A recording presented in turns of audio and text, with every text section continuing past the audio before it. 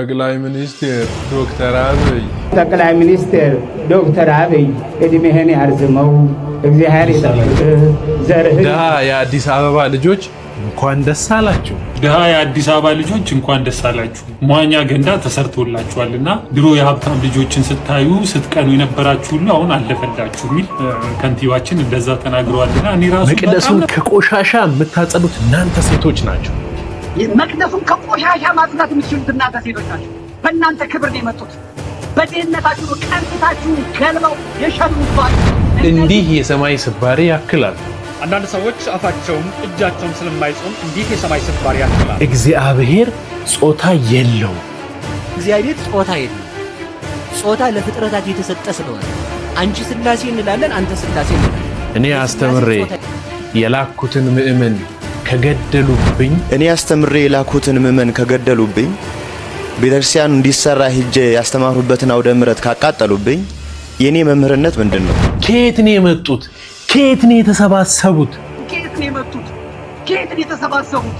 ማን ነው እላችን ላይ ፈቶ የለቀቃቸው? ጳጳሱ ጵጵስናቸው ተሻረ። ጳጳሱ ጵጵስናቸው ተሻረ። ይህ ሰበር መረጃ የእግዚአብሔር ስም መጠራት የጀመረው በዶክተር አብይ አህመድ ዘመን ነው። እንኳን ደስ አለን፣ እንኳን ደስ አላችሁ። እናንተ ሆዬ የሰው ልጅ ክፉ ነገር ሲደረግ አይቶ በዛ ክፉ በተደረገ ነገር ተደስቶ እንኳን ደስ አላችሁ ይላል። ስልጣነ ጴጥሮስ ወጳውሎስን ዝቅ አድርገው እንዲረገጥ ካደረጉ ሰዎች መካከል አንዱ አቡነ ሩፋኤል ናቸው። በአርሲው ጭፍጨፋ ላይ በአርሲው እንደዛ ቤተክርስቲያን መቃጠል ላይ እጅግ በጣም ብዙ መንገድ እንዲሄዱ ያደረጉት እርሳቸው ናቸው። ምስክር ስላለን ነው፣ እየተዳፈርኩ አይደለም።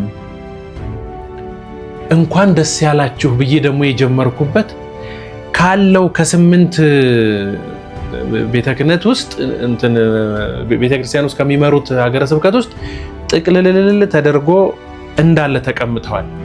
ጳጳሱ የሚያስተዳድሩበትን ቤተክርስቲያን ተቀሙ ስንል ደስ ብሎን ስናወራ አይገርምም? ምን አይነት ኮምፕሊኬትድ የሆነ ዘመን ውስጥ እንደደረስን በእውነት እናንተ ልጅ ሆነን ታስታውሳላችሁ። ጳጳሳት ለማየት እንዴት ምን እንደምናደርግ እግር እንደሚሳመችም ሁላችሁም ታውቃላችሁ ብዬ አስባለሁ። ስፔሻሊ 90 ሲሆናችሁ ሰዎች በደንብ ነው ይሄን ነገር የምታውቁት። እግር እንስማለን፣ ጉልበት እንስማለን፣ መስቀል ተሳልመን ነው የምንሄደው። ለማየት ነው የምላችሁ። ለማየት እንደዚህ ሲያልፉ ለማየት የሚሆነውን ነገር እናውቃለን። ዛሬ እዚህ መድረሳችን በጣም ከባድ ነው። ጥር 11 2016 የጥምቀት በታቦቱ ፊት ቆመው ከተናገሯት ነገር ውስጥ ጥቂት ነገር ላሰማችሁ። ዛሬ ለደረሱበት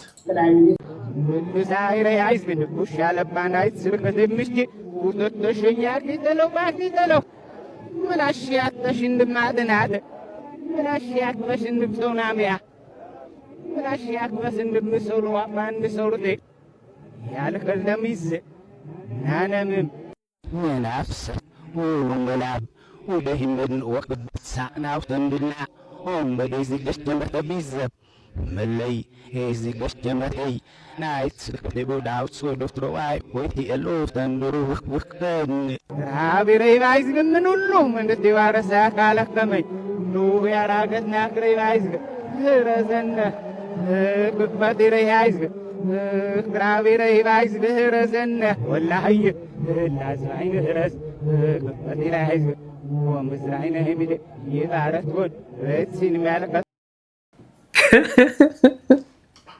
በእውነት የዛሬውማ የሚለይ ነው። ይሄንን ቪዲዮ ሰብስክራይብ አድርጉ፣ ቻናሉን ሰብስክራይብ አድርጋችሁ እዩ፣ የደውል ምልክቷንም ተጫኑ። እኔ ዲያቆን አቤሜሌክ ነኝ። በዚህ መድረክ ላይ ነው ደግሞ በዚህ አውደ ምሕረት ላይ ጴጥሮስ ወጳውሎስን ብንሰብክ አይሻልም ወይ ባሉበት መድረክ ላይ የዛኑ ቀን የዛኑ ሰዓት የዛኑ ዕለት ዶክተር አብይ እንደወስን ጣለ ይባረክ መድኃኔዓለም ክርስቶስ እንዲህ በሁለት ቢላ መኖር የሚችሉ ሰዎች የተፈጠርንበት ጊዜ ላይ ደርሷል። እኔ ዛሬ እንኳን ደስ ያላችሁ ብዬ ያመጣሁበት አንዲት የሆነች ደብዳቤ ሁርጥ ቁርጥ ብላ ስለመጣች ደስ ስላለኝ ነው። እሷን ደብዳቤ ላንብብላችሁና ወደ ቀጣዩ ቪዲዮ እንሄዳለን። ለብፁዕ አባ ሩፋኤል የጋምቤላና የቤንሻንጉል ጉሙዝ ክልሎች ሀገረ ስብከት ሊቀ ጳጳስ ጋምቤላ በሀገረ ስብከቱ ስር የሚገኙ ማህበረ ካህናት፣ ማህበረ ምዕመናን ባቀረቡት አቤቱታ የሚፈጽሟቸው የዶግማና ቀኖና ጥሰት፣ የንብረትና የሀብት ምዝበራ የቤተ ክርስቲያናችንን መዋቅር የማፍረስና በርካታ የአስተዳደር በደል እየደረሰባቸው መሆኑን ገልጸው ባቀረቡት አቤቱታ መነሻነት የመንበረ ፓትርያርክ ጠቅላይ ቤተ ክህነት ጽሕፈት ቤት አስተዳደር ጉባኤ ያሳለፈው ውሳኔ ቋሚ ሲኖዶስ ሰኔ 19 ቀን 2018 ዓ.ም ባደረገው ስብሰባ ጉዳይ በአስቸኳይ ተጣርቶ ውሳኔ እንዲያገኝ ሆኖ ውሳኔ እስከሚሰጥ ድረስ ብፁዕነቶ ወደ መንበረ ፓትርያርክ ጠቅላይ ቤተ ክህነት ጽሕፈት ቤት ግቢ መጥተው በግቢው በሚገኘው ማረፊያ ቤቶ እንዲቆዩ ይደረግ ሲል ወስኗል። ማን ነው ይሄንን ግልባጭ? ለብፁዕ ወቅዱስ ፓትርያርክ ልዩ ጽሕፈት ቤት፣ ለመንበረ ፓትርያርክ ጠቅላይ ቤተ ክህነት ጽሕፈት ቤት አዲስ አበባ እና ለጋምቤላ ሀገረ ስብከት ጽሕፈት ቤት። ቤተክርስቲያን ሲኖዶስ ተብሎ ተሰይሞ ያለው ቤተክርስቲያኒቷን በበላይ የሚያስተዳድራት የሚመራ ከመንፈስ ቅዱስ ቀጥሎ ማለት ነው። እንዲህ ያሉ ውሳኔዎችን ወዲያው ሲወስን ጥሩ ነው፣ ደስ ይላል። እኔ ግን እንደው ትንሽ የሸከከችኝን ነገር እንደ ግለሰብ ይውልኝ እሷን ነገር ልንገራችሁ። ቆይ የጨረቃ ጳጳሳት ጊዜ አብረው አሸሸ ገዳሜ ሲሉ አልነበር እንዴ? ከግብፅ ድረስ ያንን ሁሉ ልብስ በጣም ኦሪጂናል የሆነ ልብስ ከግብፅ ከምን ሲያስመጡ ሲሰጧቸው ነበረ። እጅና ጓንት ሆነው ነበር። መጨረሻ ላይ ትንሽ ቀረት ብለው ሸብረክን ያሉባቸው።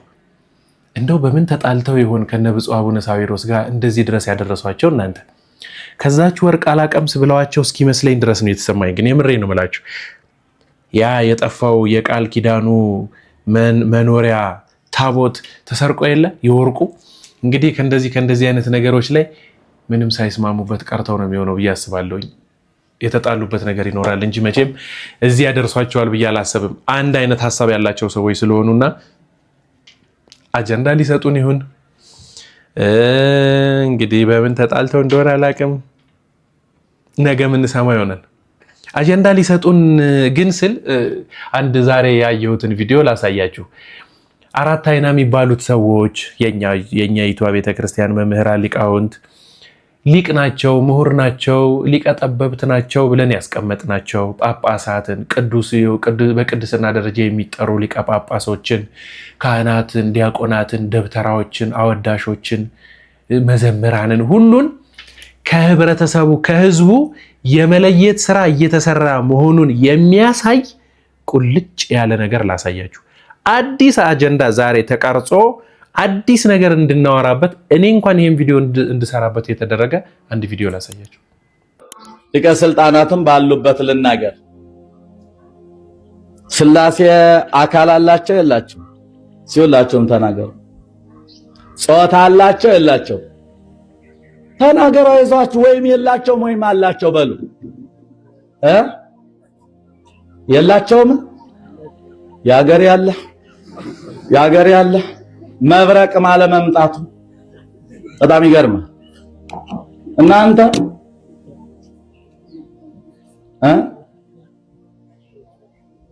የእንታ ቃለ ሕይወት እርሶም ባሉበት ልናገር። አንድ ሰው ሲሰብክ ስለሰማው ሊቀ ስልጣናት እንኳን ኖሩ ዛሬ። አንድ ምሁር ሲያስተምር ሰምቻለሁ። ይህን ነገር ሃይ መባል መቻል አለበት። ጾታ የላቸውም የተባሉ መላእክት ናቸው እንዴ? ከሦስቱ አካላት አንዱ አካል የሌለው ነው እንዴ ከመቤታችን ሰው የሆነው እንዴ? ምንድነው? እዛ አትናቴዎስስ በምዕራፍ 8 ላይ በአንቀጽ 8 በነገራችን ላይ እነዚህ እነ መጽሐፈ መነኮሳት እነ ሃይማኖተ አበው አንቀጽ እንጂ ምዕራፍ አይባሉ። ይሄ መታወቅ አለበት።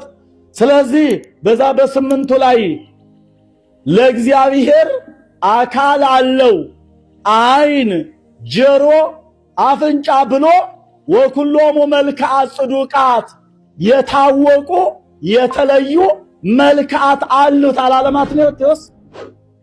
እንዴ ነውር እኮ ነው። ለአብ ፍጹም አካል ፍጹም መልክ ፍጹም ገጽ አለው። ለወልድ ፍጹም አካል ፍጹም መልክ ፍጹም ገጽ አለው። ለመንፈስ ቅዱስ ፍጹም አካል ፍጹም መልክ አለው ስንል ከምን እስከ ምን ተተርጉሟል እኮ። ከራስ ጠጉር እስከ እግር ጥፍር አልተባለ? ነውር ነው። ወላዲተ አምላክን እንደው በዚህ አንገት እንሰጣለን። ነውር ነው ያልተባለ። ምን ልበላችሁ? መምህር ልበላችሁ? የኔታ ልበል? ቆሞስ አባ ልበል? ምን ብዬ ልጀምርላችሁ?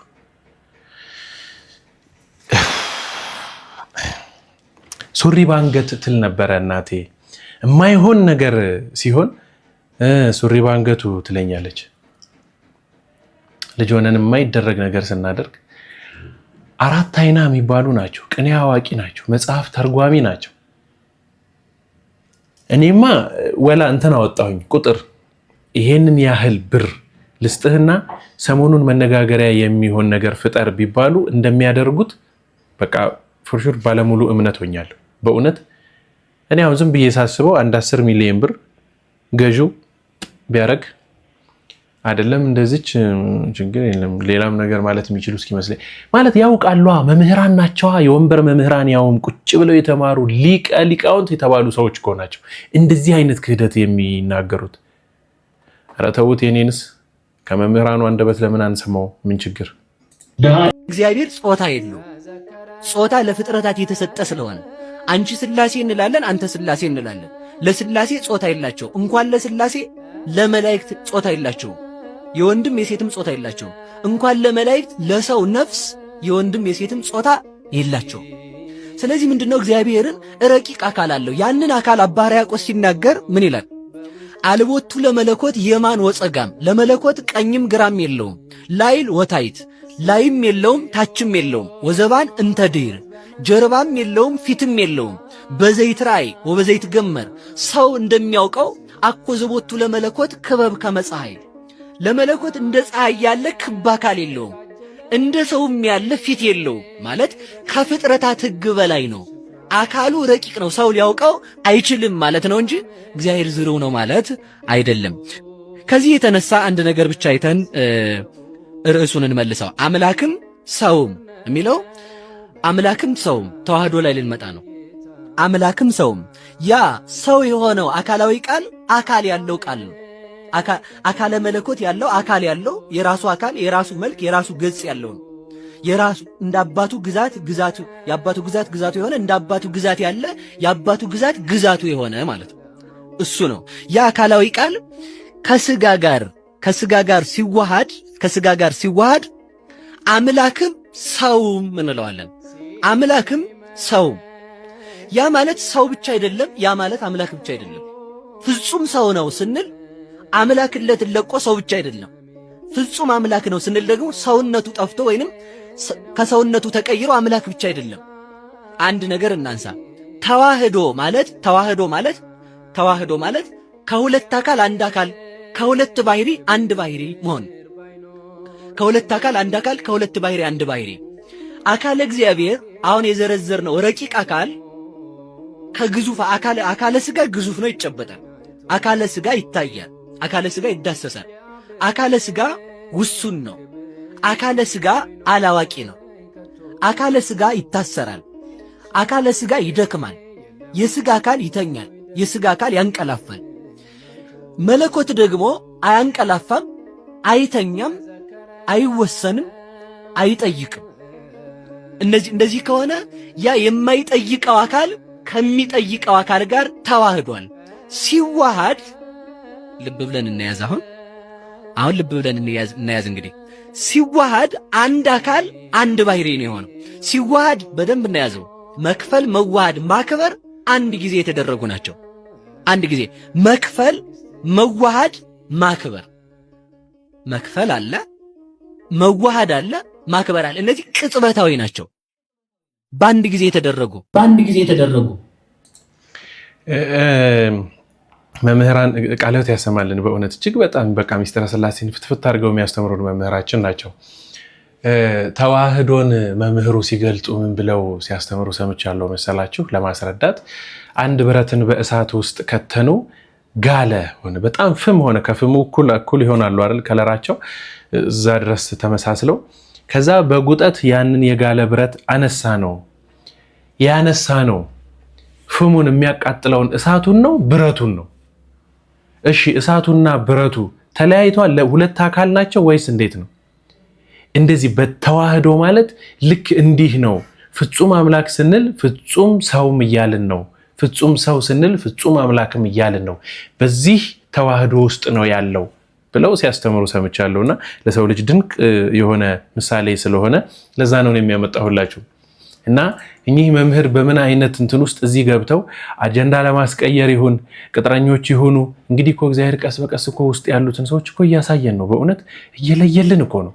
እንደውም ዘመድኩን በቀለ ምን እንዳለ ልንገራችሁ። ያው ስለ አንዳንድ አጸያፊ ቃላቶቹ እኔ ከወዲሁ ይቅርታ ጠይቃለሁኝ እና እንደው ህፃናትም ካሉ እነዚህን ስድቦች ባይሰሟቸው ጥሩ ነው። ስለዚህ አድምጧቸው። ግን እናንተ መቅደሱን ከቆሻሻ ማጽዳት የምትችሉት እናንተ ሴቶች ናቸው። በእናንተ ክብር ነው የመጡት። በድህነታችሁ ነው ቀሚሳችሁን ገልበው የሸኑባችሁ እነዚህ ኮተታሞች። ኮተታም ባለጌ ነው ሆነው ስዳደግ ነው ሆነው ያው ስድ ነው ሆነው በደሃ ምስኪን እህቶቻችን ላይ ቅጫማቸውን የሚያራግፉ በደህናው ሲታዩ እንኳን ለባልነት እንኳን አብሮ ለመተኛት አብሮ ለመቀመጥ ቋቅ የሚሉ ቋቁቻዎች ጳጳስ መነኩሴ ምናምን ሆነው እንደ ንጉሥ ያደርጋቸዋል። ይህን ቋቁቻ ይህን እከካ ልክ ማስገባት ያስፈልጋል። ልክ ማስገባት ያስፈልጋል። ይህን ሰካራም ይህን ጠጪ ከጋለሞታ ጋር የሚጋደም ግድም እሱን ልክ ማስገባት ያስፈልጋል። ይህ ሰው እየተመልከቱት እንግዲህ በፎቶ አምጣው ነው በፎቶ አምጣው እና ታጨብጭቡ። ለጋምቤላ ምን ጀንዳንደ ለአዲስ አበባ ነው ብለህ ሞት ስንት ጊዜ ነው የሚመጣ? አንድ ጊዜ ነው የሚመጣ። እየተደራጀ የማንም ገጠሬ የማንም ጤባ የማንም ፋራ የማንም ሰገጤ 100 ኪሎ እርጥብ መጥቶ አንተ ላይ ይሽና በፖለቲካው ተበልጠ ቤተ ክህነት መጥቶ አንተ ላይ መጥቶ ይጸዳዳ። ገመዳት መፈረም የማይችል ከጎንደር ከጎጃም ከወሎ ከሸዋ ከትግራይ ከምናምን እየመጣ ተከማይቶ አንተ ላይ ይጸዳዳ። አንተ እየራባ እናት እየራባ የማንም አግድማደ ወንጌል የማይገባው ወንጌል የማያውቅ ኮተታ ጨርቃ አንተ መንገድ ላይ ትለምናለህ። አንተ የቤት ኪራይ ምን ልትፈል ትላለህ። እሱ እስኪ ተፋ ይጠጣል። ሰካራም አንተ ነህ ያጨማለከው። አንተ ነህ ይህንን ጥሬ ካካውን ባናትህ ላይ እንዲዘፈልል ያደረግከው። አንተ ነህ። አንተን ያንን ህዝቡ ያደረገውን በደል የተናገሩበትን አምጣ ወመኔውላ ስማው ይኸው እንደምታዩት ያው ሲራክ ተመልከቱ።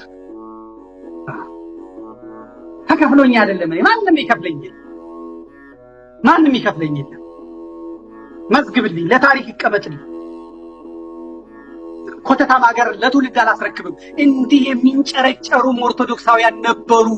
ሚሊዮኖችን ወክላለሁ እኔ ሚሊዮኖችን። እኔ አክሊለ ገብሬ የሥላሴ ባሪያ የድንግል አሽከር ባለማተቡ የምስራቁ ሰው የሐረርጌው ሰው የተዋህዶ ልጅ በቃል ለሺም በቃል በእውነት ሚሊዮኖችን እውነት እኮ ነው። እኔ ነውር ያላየሁበት ሰው ነው። ያው እንደዚህ ያሉ ሰውን ፍጹም አናደርገውም አይደለ? ስድብ የሚሳደብ ሰው ትክክል አይደለም አይደል? ሰው ፍጹም ሆኖ አይመጣም። ግን እውነትን በማጋለጥ ቤተክርስቲያንንም በማገዝ የሚሄድበት መንገዶች በጣም ቆንጆ ናቸው። ያው ሰውን መሳደብ ተገቢ አይደለም። እሷን ደግሞ እንደ ችግር እንይዛታለን። ሰው ፍጹም ስላልሆነ ትክክል ነው እያልኳቸው አይደለም ማለት ነው። ትክክልም ስላልሆነ ነው። ግን ደግሞ ለነዚህ ሰዎች እንዲህ ያለ ነገር እስካልተነገራቸው ድረስ ከጥፋታቸው የሚመለሱ አይደሉም። በፍጹም አይታችኋል። እንግዲህ ባለጊዜ ነኝ እሰማለሁ፣ እንደዚህ ባደርግ እንደዚህ ያደርጉልኛል በሚል ነው ጋያው ከ2 ዓመት ምናምን በፊት ጀምሮ እንደው አብይ አንተ ከመጣህ ጊዜ ጀምሮ ቤተክርስቲያናችን ተመስግና አታውቅም፣ ተከብራ አታውቅም። ኧረ ቆይ በጣም የሆነ አንድ ደግሞ ወራዳ ነገር አለ። ቆይ የእግዚአብሔር ስም ይህም በሽታ ከመምጣቱ በፊት የእግዚአብሔር ስም መጠራት የጀመረው በዶክተር አብይ አህመድ ዘመን ነው። በዚሁ ላይ እንዳለ ሁሉ እግዚአብሔርን የማያውቀው ሁሉ እግዚአብሔርን የፈለገበት ጊዜ ስለሆነ የእግዚአብሔርን ስም እንጠብቅ፣ እግዚአብሔርን ስሙን እንጥራ። ከውሸተኛ ሚዲያዎች ያልሆነውን ሆነ ብለው ከሚያወሩ የህዝብን አይምሮ ከሚረብሹ የመንግስትን ስራ ከሚያበላሹ የሰውን ገጸ ባህሪ ከሚያበላሹ ሐሰተኛ ሚዲያዎች ራሳችንን ጠብቀን እየተረዳዳን እየተፈቃቀርን ለወንድማችን እየቆምን ዘመኑን እንድንሻገር እንትን እኮ ነው። ጅብና አህያ ከስርና ከላይ ይጠጣሉ አሉ። ጅብ ከላይ ነው የሚጠጣው፣ አህያዋ ከታች ትጠጣለች። እና እንዴት አድርጌ ልብላት ብሎ በጣም እንትን እያለ ግራ ገብቶት ምነው አደፈረሽብኝ አላት። ምን ብያቸዋለሁ? ጅብ የሚጠጣው ከላይ ነው፣ እሷ የምትጠጣው ከታች ነው። እና ውሃው ወዴት ነው የሚወርደው? ወደ እሷ ነው።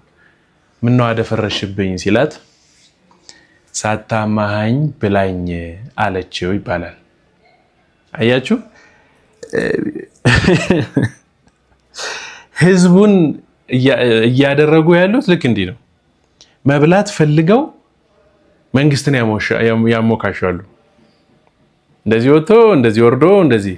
መጠንቀቅ ካለብን የምንጠነቀቀው እንደናንተ ካለው ጳጳሳት ነው።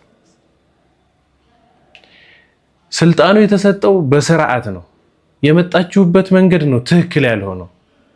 ለዛ ነው እስካሁን ድረስ አንቱ ብዬ ማወራው። በእውነት ብፁዕ አቡነ ሩፋኤል ግን ምግባራችሁ እንዲህ ሆነ፣ ታቦታቱን አውጥታችሁ እስከ መሸጥ ምን አይነት ድፍረቱ! እንደው ምን ውጣችሁ ይሆን? በእውነት እናንተማ የሆነ ነገር እየወሰዳችሁ ካልሆነ በስተቀር በጵጵስናው ብዙ ዓመት ኖራችሁ አብነት አድርጋችሁ እንደ ሞዴል የወሰዳችኋቸው ሰዎች ስላሉ እንዲህ ልትሆኑ አይገባምም፣ አትችሉምም ነበር። ግን እንዲህ ሆናችሁ አየሁ እና በጣም ዘገነነኝ። እውነት አስፈራችሁኝ ራሱ። አንዳንድ ሰዎች አፋቸውም እጃቸውም ስለማይጾም እንዲህ የሰማይ ስባሪ ያክላሉ። ሲያዩት ያለማረ ሲበሉት አይጥምም ይላል የሀገሬ ሰው። እንዲህ አይነት አባት ስለ ስጋ መገዛት ቢያስተምር አያምርበትም።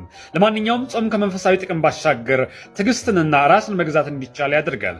በቅዱሳን አባቶች አስተምረው ጾም ነፍስን ብቻ ሳይሆን ስጋንም ለአገልግሎት የሚያዘጋጅ መንፈሳዊ ልምምድ እንደሆነ ይገለጻል። በዚህ ዘመን ሳይንስ ስለ ጾም ጥቅም አበክሮ እየተናገረ ይገኛል። ከሚሰጣቸው ጥቅሞች የሰውነት ክብደት መቀነስ፣ የልብ ጤና፣ የአእምሮ ጤና፣ የተስተካከለ የሰውነት አቋም በጾም እንደሚገኝ ሳይንስ በጥልቅ ያብራራል። ለመንፈሳዊ ዓለም የሚደረገው ጾም የተስተካከለ ቁመናን የሚሰራ ትልቅ መሳሪያ ሆኖ እናገኘዋለን። እዚህ ጋር የምታዩት ግለሰብ ግን እጁም አፉም ስለማይጾም የኬንያን ዞን አክሎ በብሔር ስም ቤተክርስቲያን የገባ ወንበዴ ሆኖ ታገኙታላችሁ። ለዘመናት ተከብሮና ተጠብቆ የኖረውን የወርቅ ጽላትና ቅርስ ዘርፏል። ይህ የወርቅ ጽላት ወደ ቦታው እንዲመለስ አማኞች እየጮሁ ይገኛሉ።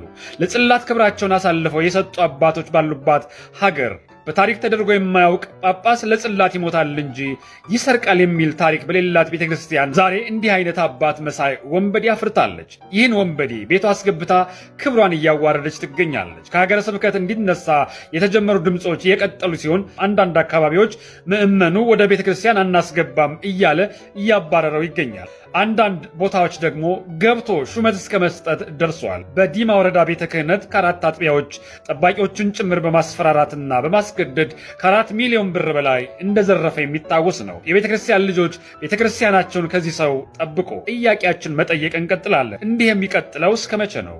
ከዚህ ውጭ ጥፋት ከየት ይምጣ? እስከሚያደርግ ነው የምንጠብቀው? ጳጳስ ቤተ መቅደስ ያንጻል እንጂ ጽላት ይሰርቃል ወይ? ለማንኛውም በአካልም በግብርም የአባትነት ባህሪ ከሌላቸው ሰዎች ቤተክርስቲያንን መጠበቅ ይገባል። ታራሚ ቁጥብና እንደው ራስን የሚችል መሆን እኮ እንደዚህ አያደርግም። አባቶቻችን እስከ 9 ጾመው ሰግደውበት ጸልየውበት ሲኖሩ ሰውነታቸው ምን እንደሚሆን የሚታይ ነው። እንዲህ ሊሆን አይችልም ማለት ነው። ባገኙት ነው። በእርግጠኝነት እንደማይጾሙ እርግጠኛ ነኝ። እንደማይጾሙ እህል ውሃውን አይደለም ያልኳችሁ፣ የጥሉላቱንም ጭምር። እናመሰግናለን ቅዱስ ሲኖዶስ። ፍጻሜውን ለማየት ያብቃን። ጅማሬው ግን በጣም ጥሩ ነው እና እኔም ራሴ አሁን ላይ በምንም አድርጉት ምንም ይሁን ማን በዚህ ሰዓት ተወስኖ በጆሮዬ የሰማሁት የብፁዕ አቡነ ሩፋኤል እገዳ እጅግ በጣም ደስ ብሎኛል። እሺ በቀጣይ ለእናንተ የማሳያችሁ ይሄ ቪዲዮ በአርሲ ዛሬም ጭምር እየተጣራች እንደሆነ የሚናገር ነው። እስካሁን ድረስ አልተውኩም። በእውነት 10 ምናምነኛ ቪዲዮ ነው ይሄ ቪዲዮና በአርሲ የሚፈጸመው ግፍ ሃይማኖትን ለይቶ ነው ለሚሉ ሰዎች አንድ አሳዛኝ ክስተት ልንገራችሁ። ዝሆኖች ሲጋጩ የሚጎዳው ሳር ነው ይባላል። እኚህ ምስኪን እናትና አባቶች ለአሁን በውል ባልተለዩ የታጠቁ አካላት መኖሪያ ቤታቸው ወድሞባቸው በአሁን ሰዓት ሜዳ ላይ ወድቀው ይገኛሉ። ይህ አሳዛኝ ድርጊት የተፈጠረው በአርሲ ዞን ሴሩ ወረዳ አዲዶ ኢንዳስ ቀበሌ ውስጥ ነው። በዚህ ሰዓት የአካባቢውን ምስኪን ህብረተሰብ መልሶ ለማቋቋምና እንዳይራቡ ለማድረግ ርብርብ እየተደረገ ይገኛል። መላው ኢትዮጵያውያን ሙስሊም ክርስቲያን ሳትሉ ከወገኖቻችሁ ትቆሙ ዘንድ እማጸናችኋለሁ። የበኩላችሁን አስተዋጽኦ ታደርጉ ዘንድ ለድጋፍ የሚሆን አካውንት ተከፍቶ ከላይ አስቀምጬላችኋለሁ። አሁንም ድረስ ወደ እናንተ ይህች አርሲ በአካባቢዎቿ ላይ ያለው ነገር በጠቅላላ እጅግ የሚያስፈራና የሚያስደነግጥ ነገር እየሆነባት ነው። አንዳንድ ሰዎች በየራሳቸውን ችለው እየተደራጁና ራሳቸውን ችለው ውስን ሰዎች ሆነው ተቀምጠው የሚችሉትን ነገር ለማድረግ እየሞከሩ ነው። አልነቅፋቸውም። መልካም ነው፣ ጥሩ ነው። አርሲን ለማትረፍ አንድ መሆን ይጠበቅብናል። በየራሳችንም ደግሞ ተደራጅተን የምንችለውን ነገር ለአንድ ዓላማ እስከሆነ ድረስ ማድረግ አለብን ብዬ አስባለሁ። አሁንም ዛሬም እዚህ ስር የማስቀምጥላችሁን ስልክ ቁጥር እየተጠቀማችሁበት ደውላችሁ በአንድ ላይ ስለ አርሲ ጉዳይ በደንብ ተወያይተን ወደ መፍትሄ እንድንሄድ አሁንም ወደ እናንተ ጩኸቴ ነው። ስለሰማችሁኝና ስለተከታተላችሁኝ እጅግ በጣም አድርጌ አመሰግናለሁ። እኔ ዲያቆን አቢሜሌክ ነበርኩኝ። በሌላ መርሃ ግብር ተገናኝተን ዳግም እስከምንማማር ድረስ ቸሩ እግዚአብሔር አምላካችን ሀገራችን ኢትዮጵያን፣ ሃይማኖታችን ኦርቶዶክስ ተዋሕዶ ቤተክርስቲያንን ድግፍ አድርጎ ይጠብቅልን።